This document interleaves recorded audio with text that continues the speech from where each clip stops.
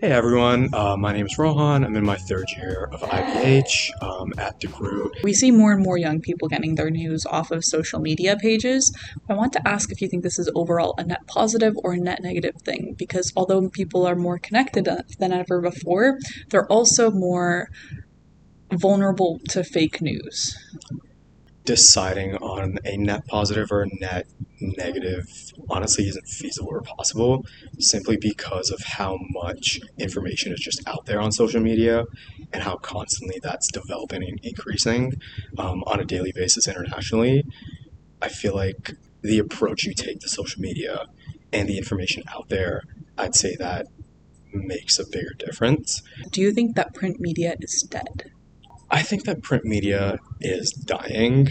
I do 100% think that print media is dying simply because the need for print media doesn't exist as much anymore. I also think in a world that is just becoming increasingly connected, complex, and globalized, the nature of our lives are becoming a lot more intense and faster paced, which is where factors like convenience, I feel like, start to become emphasized and prioritized a lot more. There's a pretty interesting fact online that I read, but I wish I had the demographics for it. And they said that the main reason why newspaper hasn't died yet was because there's this whole thing of there's a lot of fake news on social media and people just feel like physical print is like more credible source. So do you think that'll ever create a second wave of maybe newspaper print coming back with a younger generation? Potentially, but honestly, given the directions that we've made, I think globally towards sustainability and just a reduced consumption of a lot of the finite resources that we have, I can't really see print media being feasible simply because of the scale that it would need to operate on. So my last question for you is I want you to consider two movies that had pretty intense marketing when it comes to digital but also out of home.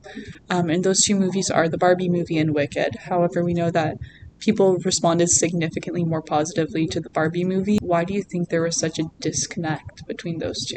A huge factor that ties into it is definitely just the story and the excitement built behind them.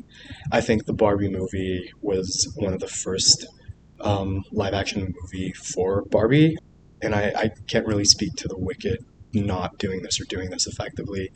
But I think the Barbie's comments on a lot of the social issues that are prevalent in today's world, given the timing of when it came out, I want to say about 2022, 23, Sounds about right. where I think conversation and discussion about not just social issues on national but on a global scale, arguably we're at its peak.